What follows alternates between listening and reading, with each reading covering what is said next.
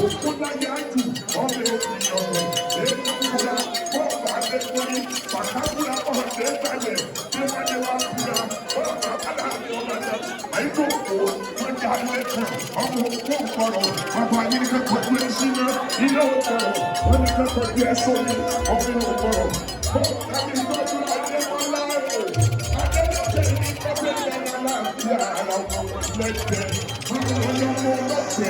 ara ọjọ́ wọn ìkúnyẹ̀rẹ̀ àdìmọ́lá ìdílẹ̀kẹ̀ kúnyẹ̀rẹ̀ àkóṣòwò gbàgbà yìí wọ́n omi ọ̀hún méjì kúnyẹ̀rẹ̀ lọ́wọ́ ara àkóṣòwò ẹ̀ẹ́dàgbẹ́ omi ọ̀hún méjì. Olórí ayédè dápẹ́ mọ́ bínú olórí ayédè àtọwọ́ni àtìjòyè àjọkùnrin àjọkùnrin olórí ayé kọ̀ọ̀kan lókè o àkàdé ọmọ òwúsì olórí gbogbo ayé lókè àkàdé dé àyàrá ní Oòduà aṣojú ọlọ́run mọ́rẹ̀ àyọ̀lẹ́ lókè o Oòduà èmi ti sinmi ìlànà olórí ayé o olórí ayé dé. Àwọn ilé Oòduà lóde, àyè àkàndé ọmọ òwúsì, ọ̀kadé òkùtù kọ̀ọ̀tọ̀ ní kọ́kọ́ ní kọ́kọ́ wù kọ́kọ́ tó kọ́kọ́ dá ọmọ òwúsì. Ọ̀yọ́ ọmọ kéèsì yóò, ọ̀yìnbó bá kéèsì lé gbalẹ̀, ọ̀yìnbó bá kéèsì lé gbalẹ̀. Olórí ayé aṣojú Olódùmarè ọmọ pé olórí ayé gbogbo àròlé Olódùmarè ó ti dé ẹwà wọlé tí Dèmí Kánò ó sanwó ọ̀nì ìsà tíjé Ìkánò olóṣèwò lórí ayé ó sanwó ọba onífẹ̀ àkùrẹ́ ọmọ adájẹ́ owó rẹ̀ máa ní ìpínlẹ̀ ọjẹ́ òjèjì àbú ẹnifẹ̀ òjáyé ìdí òjìlérè tí mọ́ wá sẹ́yẹ olórí ayé adẹ́rẹ́ tí ó sanwó ní ìsà àwọn èèyàn ńláńlá ní sanwó ní ìsà wọ́n sanwó olórí ayé wọ́n sanwó Kánò ó sanwó ní ìsà adẹ́rẹ́ tí ẹkú náwó ní ìsà ẹni ní abẹ́jámẹ́ ẹ̀yàn mi nífẹ̀ẹ́ Àkúrẹ́ ẹ̀yàn ọmọ abẹ́bí Àkúrẹ́ mọ́ ìgbé wọn ní ẹ̀rù lẹ́yẹ àìrè dúró kẹ́tọ́ kí wọ́n nífẹ̀ẹ́ wọn ní bàbá òní wọn ìfẹ́rẹ̀ ní kẹ́tọ́ kí wọ́n fẹ́ òye tó gbá tó bẹ̀rẹ̀ láti wọn nífẹ̀ẹ́ ohun tó lù èèyàn tó kí wọ́n nífẹ̀ẹ́ tí mo ká bá gbogbo ẹ̀kọ́ ni wọ́n mọ olúwa ẹ̀ ṣe àwọn ẹ̀ṣẹ̀ òdáyé ìwé òkúrẹ́ ìmọ̀ wọn sáyé olórí ayé àkàndé ọmọ òwúsì ọ̀jájá ọba fìdí ọ̀tẹ̀ jẹlẹ̀ òkọ́ni olùkù ọkọ̀ yìí òkọ̀tọ̀ yẹ òkọ̀tọ̀ wù òkọ̀tọ̀ kù òkọ̀tọ̀ dà ọmọ òwúsì ó kí ọmọ Ẹlẹ́gùṣì ó lẹ́kù àjẹkù ọjọ́ mẹ́ta olórí ayé olè wò ọmọ mi olórí ayé gbogbo olórí ayé gbogbo àròlé Oòduà aṣojú Olódùmarè pátápátá ni kábíyèsí ará adédùn nìṣàn adéjọ́ gbàdé láyé ọ̀sánwó bàbá rẹ̀ ọ̀sánwó nìṣàn ọ̀sánwó olórí ayé gbogbo ọ̀sánwó kábíyèsí olórí ayé lónìí mo kí bàbá mi lọ aláwọ̀ ọmọ bàbá jọ̀bẹ́dà ará adédùn nìṣàn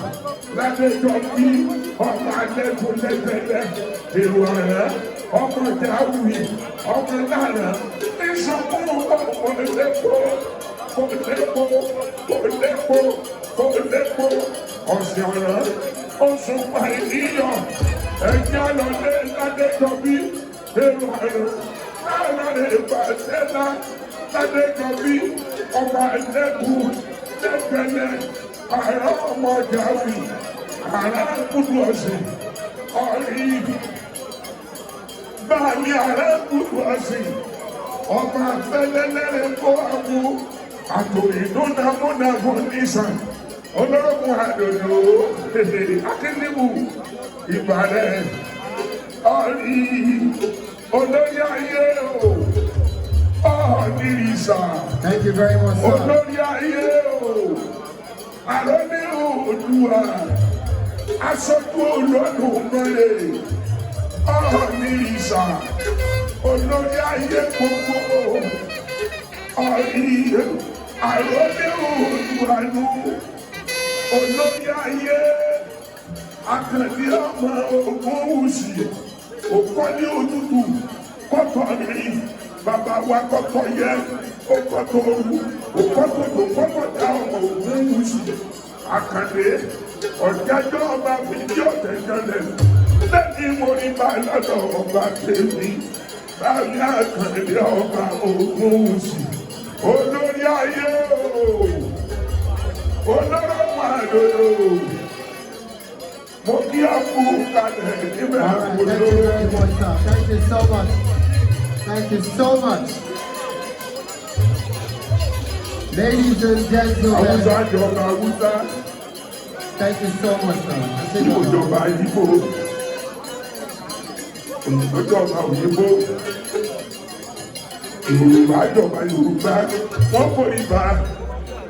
All right, thank you so much, sir.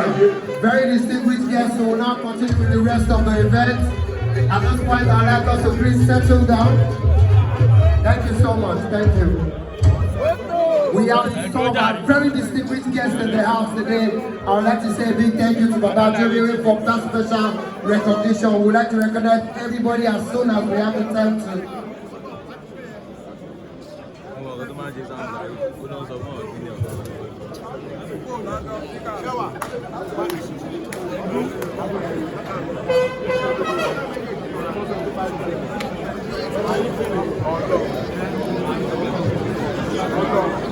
We'd like to welcome Lai Labode to please kindly come forward, Mr. Lai Labode, for the final speech for today.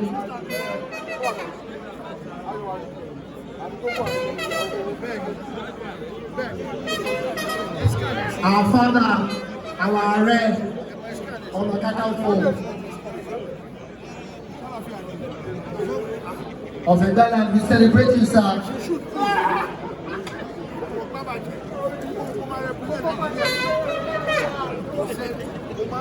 For his speech, we celebrate you, sir. It is such an honor to see our father, His Imperial Majesty, Oba Elegushi, the Ooni of Ife. I say, Kabiyesi. Thank you so much. Also, I would love to celebrate my brother, my uncle, my best friend, the Archbishop of Lagos. Thank you for always supporting me, sir. I celebrate you, sir. He's like a father to me, he's a mentor. All right, thank you so much, sir, for being here. You know, at a time like this, where you have the Ooni of Ife seated,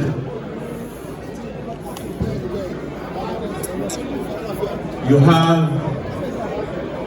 the Arole Oòduà seated. It's a time for us to appreciate the heritage of the Yoruba people. The father of Yoruba land worldwide. Kabiyesi Ooni of Ife is one, while he is the father of Yoruba land worldwide, he's also a real